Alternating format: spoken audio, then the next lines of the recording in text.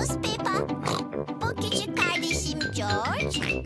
Bu anne domuz. Ve bu da baba domuz. Domuz Peppa. Pedro'nun öksürüğü. Bugün okul günü. Peppa ve arkadaşları müzik dersindeler.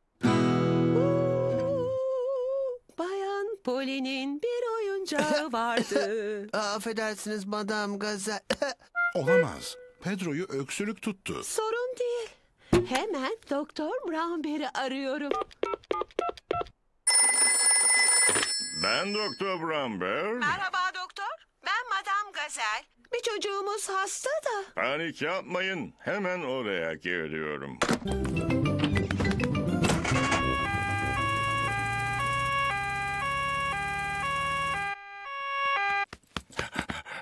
Sorun ne acaba? Öksürüyorum. Anladım. Gıcık mı tuttu yoksa göğüsten gelen bir öksürük mü bu? Bilmiyorum ama işte bu şekilde. Peki bu öksürük ne zaman başladı? Madam Gazel şarkı söylemeye başlayınca. Ciddi bir şey değil ama Pedro'nun öksürüğü bulaşıcı olabilir. Bulaşıcı ne demekti? Bazen biri öksürdüğünde başkaları da öksürebilir. İlaç içmem gerekiyor mu? Sadece küçük bir kaşık. Maalesef bunun tadı pek güzel değil. Tadı eski ayakkabının içine reçel konmuş gibi. Teşekkür ederiz Doktor Brownberry. Hoşça kalın. Düşündüğüm gibi Pedro'nun öksürüğü bulaşıcıymış. Pedro'nun öksürüğü köpek Danny ve koyun Susie'ye de bulaştı. Aç ağzını. Çok garip bir tadı var. Hala aromalı yoğurda benziyor. Tadı çiçek gibi. Aferin size. İlaçlarınızı usluca içtiniz. Siz hiç hasta oluyor musunuz Doktor Brownberry? Hayır Peppa, ben hiç hasta olmam. Her gün bir elma yiyorum. Hoşça kalın.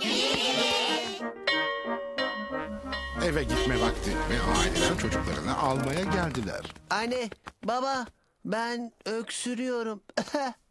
O yüzden Doktor Brownberry de gelip bize baktı.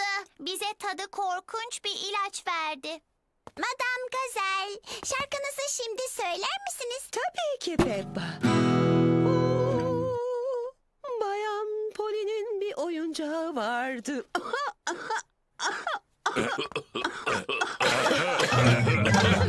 Olamaz. Pedro'nun öksürüğü bütün yetişkinlere bulaştı. Ben Doktor Brownberry. Ben domuz Peppa.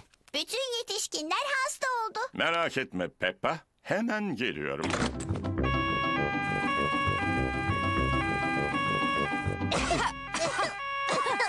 Herkese merhaba. Pedro'nun öksürüğü size de bulaşmış. Peki, sıraya girip ağzınızı açın bakalım.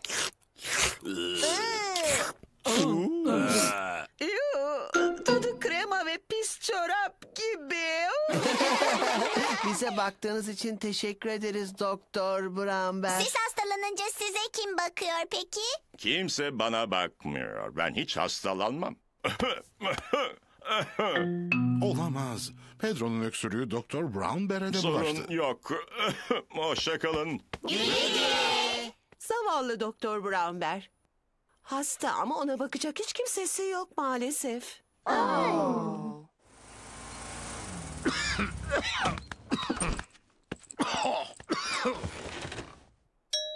Kim bu acaba? Merhaba. Size bakmaya geldik. İşte biraz meyve. Ve yastıklar. Ve işte ilacınız. Tadı reçelli, yoğurt aromalı, kremalı çorap gibi. Bu da kendinizi iyi hissetmeniz için bir şarkı.